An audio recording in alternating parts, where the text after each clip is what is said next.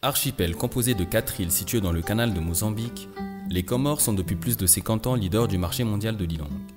Surnommée la fleur des fleurs, l'ylang-ylang est une belle fleur jaune recherchée pour son huile essentielle par les plus grands parfumeurs au monde. Chaque année, l'archipel produit une quarantaine de tonnes d'huiles essentielles de cette fleur, notamment sur les îles d'Anjouan et de Moïli, principale source de revenus pour de nombreux foyers. Cette production n'est pas sans conséquences néfastes pour l'environnement. La déforestation pour planter de nouveaux champs, mais surtout pour alimenter en bois de combustion les foyers des alambics, est d'une ampleur telle qu'elle met radicalement en danger les écosystèmes des îles. La dégradation des écosystèmes par l'activité économique est un problème très grave autant pour les exploitants que pour les habitants de la région. Il existe des solutions pour une exploitation durable dans les pays membres de la Commission de l'océan Indien, mais aussi en Europe. L'Union européenne tient à partager ses réalisations et ses valeurs avec les pays et les peuples au-delà de ses frontières. C'est dans cette idée que l'Union européenne finance le projet Biodiversité. L'un des nombreux objectifs est de mettre en valeur ce que les écosystèmes ont à offrir sans les détruire. Concrètement, il s'agit d'améliorer le développement économique des îles de la région et les moyens de subsistance des communautés, tout en préservant la biodiversité. À travers ce projet biodiversité, on a trouvé des solutions innovantes, des solutions durables pour la gestion des ressources naturelles. La population, la communauté, ils ont pu augmenter leurs revenus. On a vu un impact très visible sur l'environnement. L'association Demain mène ce projet avec la Commission de l'océan Indien afin d'appuyer la filière ylang pour qu'elle participe à préserver l'environnement, ce qui contribuera à sa propre durabilité.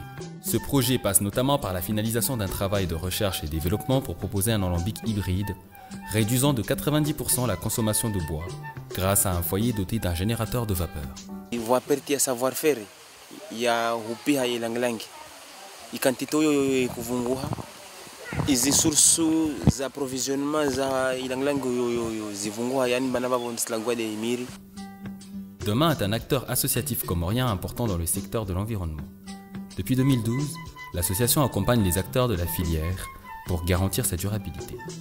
À Moïli, ses actions en faveur de la protection de l'environnement et de la gestion durable des ressources naturelles sont menées en collaboration avec le Parc national de Moïli et la coopérative Mlidjilang. Après des années de travail pour renforcer les capacités de la coopérative et faire de celle-ci un acteur de la protection de l'environnement, le parc, Demain et Mlidjilang sont en train de concrétiser les efforts consentis à travers une charte des bonnes pratiques sociales et environnementales.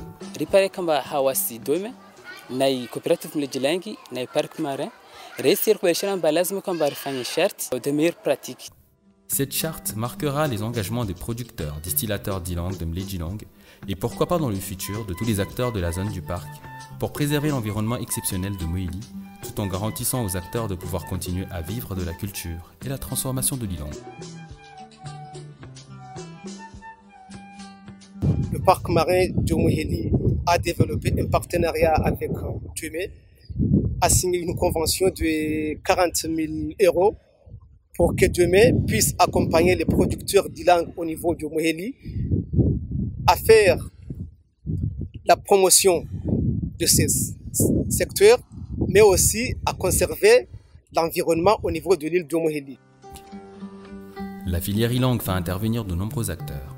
Tout commence par la cueillette et la production des fleurs d'ylang. Les hommes et les femmes de la filière ont été formés pour améliorer leur technique de production des fleurs. Choisir les fleurs qui assurent la meilleure qualité d'huile et entretenir ces ylangueries. Comment et quand tailler les arbres pour obtenir plus de rendement, mais aussi comment éviter l'érosion en aménageant ces parcelles. L'association Demain accompagne aussi les distillateurs par des formations sur l'amélioration des techniques de distillation pour optimiser ses rendements et apprendre à raisonner au mieux sa distillation. Demain appuie également la mise en place de sites de distillation durable qui prennent en compte la gestion durable des ressources naturelles, qu'il s'agisse du bois ou de l'eau nécessaire en grande quantité pour le processus de distillation.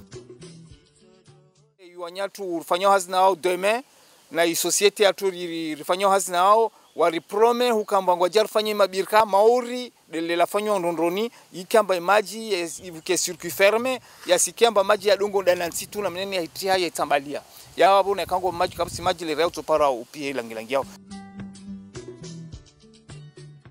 miria idome wasaidia nguvu haubalili amba ke kula katir parenkuni parce que problème ya kuna amba kutabi lo haruma 5 ans réaliser okutro harumi miriayo.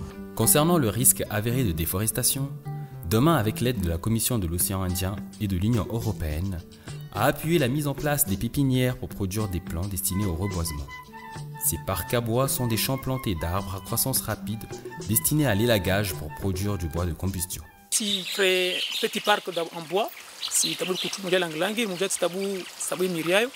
Et comme miriayo hanguju ya muhimu rabuzi tunaweza nkuni dans l'avenir dans 2 ans bana tukana nkuni kama hizo nzorenga shibani hangu.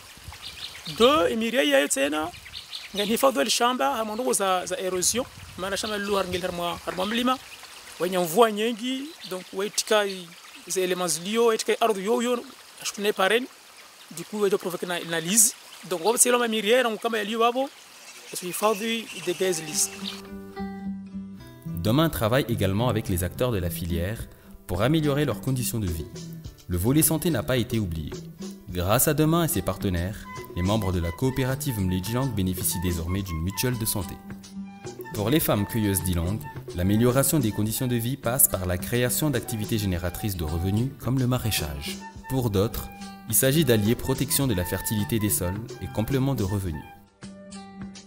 Wasi onroa upwa fula langi-langi. Aongero nol fula langi-langi karshinda la saidi androngo ijo kayonsi. Deratoalia amba lazimu rifanye hazi ya jardin. Nirpare rijisaidie maisha yatu. Wabo jar saidi wa mbeu, saidi wa matimati, saidi wa karoti, saidi wa petsai, saidi wa saladi, saidi wa shirungu. Tiandisa utabu ilangi-langi. De itako jua uye tiretendo. Wabuja titabu uja tanla moja ononesa. Ava seno amjoti tirete hauzuri. Plasi yo ikatu mvoya hisha. Akogora lidongwa elitoa. Dera bukao na zitabu babo lidongolozia kamwe. Plasi ni lokal lati hatene.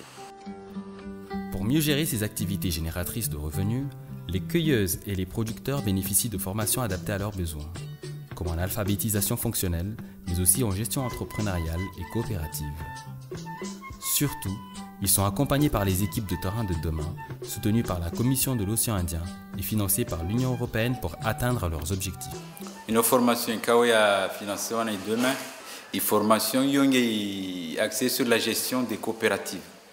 Objectif de wasiuja uonesa imuhimu ya coopérative harmoni coopérative ya Mlejilang waone ces avantages zilionekawa de constituer harmoni coopérative ngeri wasome sautina sur la gestion financière, sur le leadership. Demain travaille également avec d'autres partenaires locaux. La maison familiale rurale de Ndjoni, association d'insertion professionnelle pour les jeunes de Noélie, travaille sur la fabrication de briquettes de biomasse composées de carton, sciure de bois, fleurs séchées ou autres matières organiques qui pourraient à terme générer des revenus pour ces jeunes et remplacer partiellement le bois pour la distillation.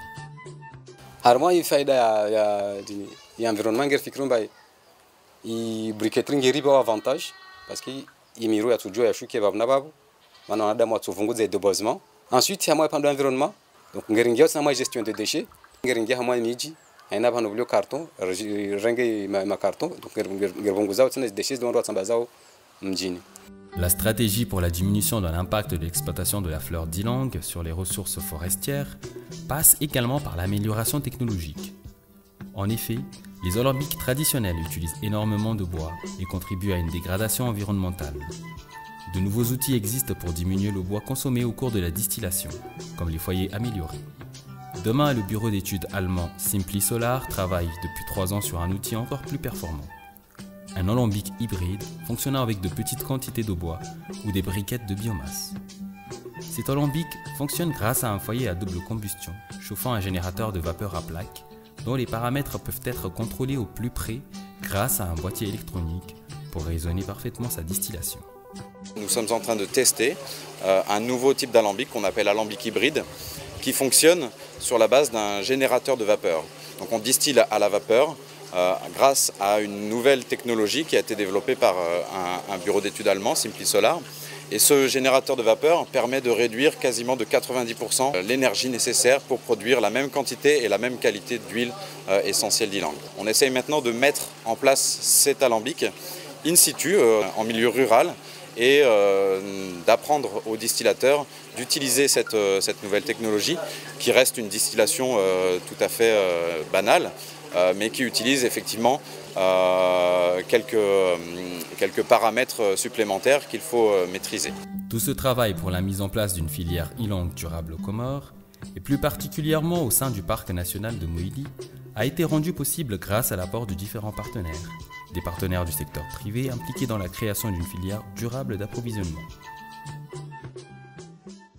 C'est le cas de la Commission de l'océan Indien, appuyée par l'Union européenne à travers le programme Biodiversité, qui ont pu nous octroyer un fonds de 100 000 euros sur un projet global d'environ 200 000 euros, qui nous a permis de mettre en place cette technologie aujourd'hui sur Londoni, sur Moïli. Toutes ces actions devraient permettre à la filière ylang d'avoir encore de beaux jours devant elle. La prochaine étape pour demain en lien avec ses partenaires sera de vulgariser l'alambic hybride. Ainsi, les Comores pourront faire prospérer cette filière dans un environnement préservé pour les générations futures. L'implication de la Commission de l'océan Indien dans ce domaine est essentielle pour réduire la pression de l'activité humaine sur la richesse de la biodiversité et dans un même temps augmenter les ressources des habitants de l'Indian Océanie. C'est une priorité pour nos États membres et pour notre partenaire sur ce projet, l'Union européenne. Ensemble, nous contribuons à améliorer la vie des communautés tout en préservant les ressources naturelles de la région. Il est essentiel de partager cette expérience afin d'améliorer la coopération régionale et de sauver ensemble les écosystèmes. Ils sont notre richesse aujourd'hui et une garantie très importante pour les futures générations.